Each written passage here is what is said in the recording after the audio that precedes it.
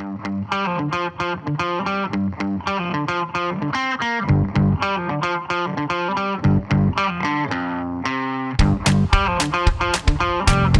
bien sûr, content d'être là, content d'être toujours là, parce que ce n'est pas le premier congrès que je fais.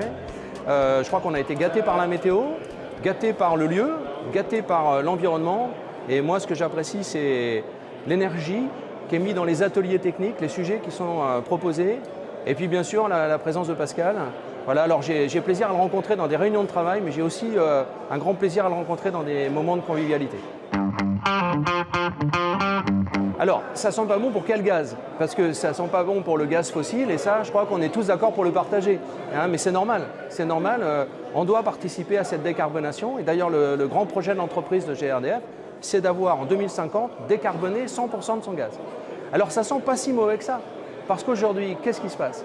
Eh bien, grâce à la mobilisation de l'ensemble de la filière, donc les organisations professionnelles, on a enfin une petite avancée. Une petite avancée parce que pour l'instant, nos arguments ont enfin porté.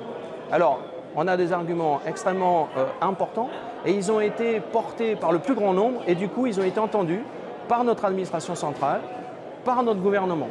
Preuve en est, on a une réponse à des questions gouvernementales sur l'interdiction de certains usages gaz dans l'existant. On a eu les réponses claires. Le ministre du Logement, M. Klein, a dit non, il n'y a pas de sujet, sur la chaudière, il n'y a pas d'interdiction de prévue. Ça a été conforté par Agnès Pannier-Runacher, qui est également ministre de la Transition énergétique, a confirmé globalement ses propos, tout en expliquant qu'il fallait qu'on trouve des solutions de décarbonation. Et puis, on a eu aussi un changement de position de nos administrations centrales à travers Olivier David, qui est le chef du service énergie-climat à la DGEC, qui, lors du congrès de l'AFPAC, a précisé que tout était bon pour décarboner.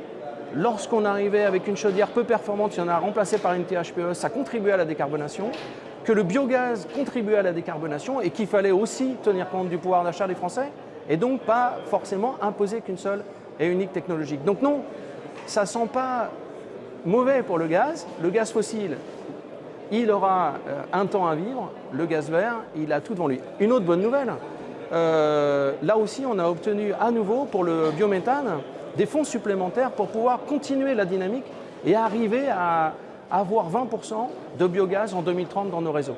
Donc non, ce n'est pas si négatif que ça.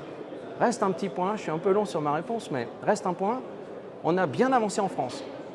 Mais si on ne veut pas que tous ces efforts-là soient anéantis, il faut maintenant qu'on fasse la même chose en Europe. Parce que les positions européennes de demain peuvent accélérer un certain nombre de décisions qui pourraient être justement mauvaises pour les usages gaz, qui restent des usages, à partir du moment où ils sont décarbonés, extrêmement pertinents pour les Français.